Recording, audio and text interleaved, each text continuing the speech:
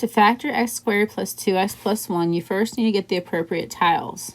So this big blue one is a positive x squared.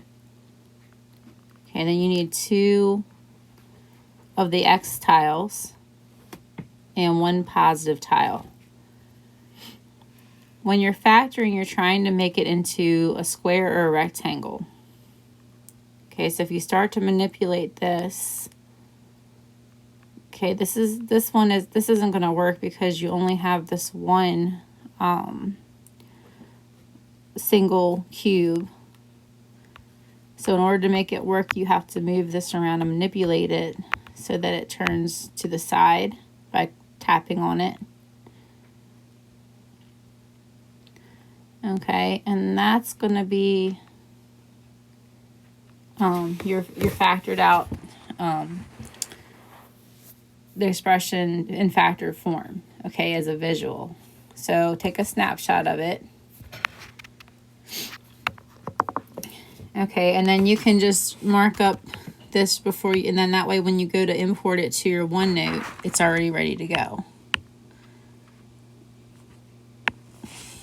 All right, so we've got x plus 1 times x plus 1.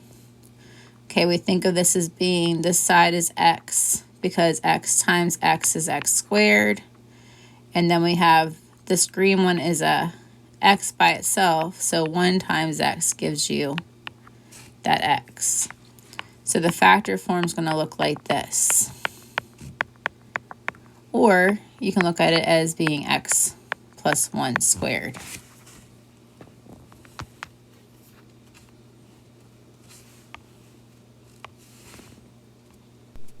Or for this next one, we've got x squared, and then we have negative 8x. So I'm going to pull over 8 of these red x's.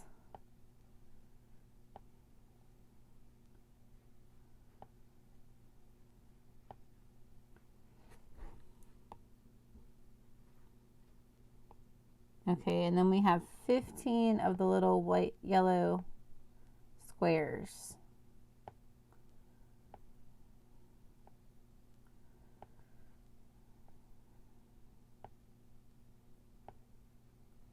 Okay, so when we think of this, let's see, we got 5, 10, we need 5 more.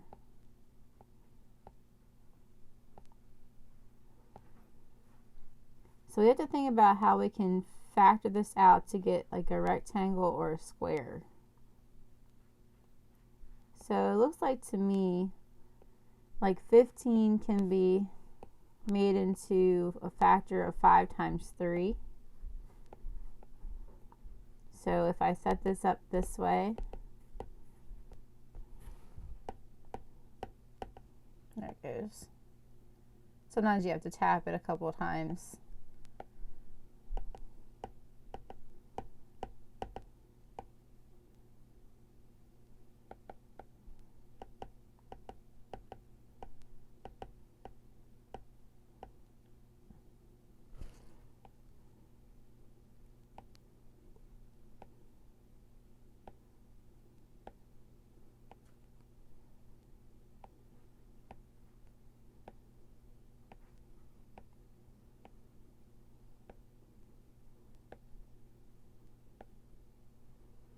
And that makes sense because a negative times a negative is going to give you a positive. All right, so again, you can take a picture, a snapshot of that, pull it up, and write out your factor form. So we've got x minus 3 and x minus 5.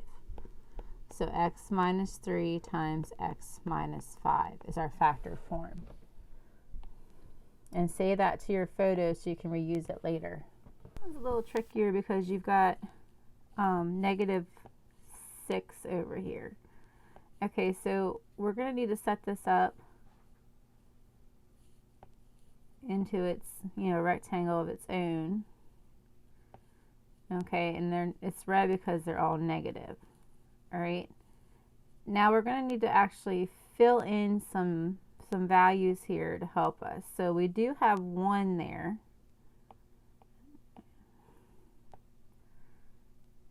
1x.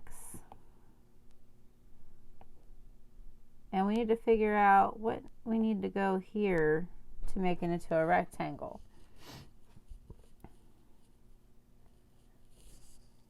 To get 1. Okay, so we got to kind of think about what's going on here, really. All right, so let's try making this into a rectangle again.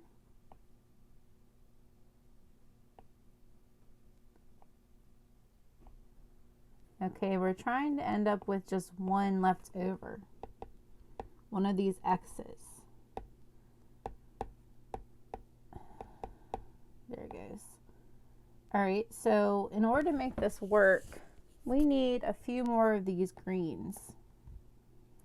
Okay, now if we were just to add 2 more greens, then that would actually cause us to have a completely different expression, which we can't do. We got to try to keep the same expression. So in order to keep it balanced out, we have what's called 0 pairs. Since I added 2 positive x's, if I bring in 2 negative x's, they really just cancel out. And you're left with the 1 x there in the middle.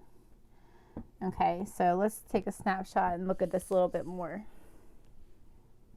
So we got our x squared, we've got 3x, and we've got negative 2x, which really when you cancel out those 2 pairs, you're left with 1x, and then minus 6. All right, so we've got x minus or plus 3 on the top, x plus 3, and we've got x minus 2 on the side. And that's how you would use algebra tiles to deal with a negative. So again, save that so you can upload it later to your document.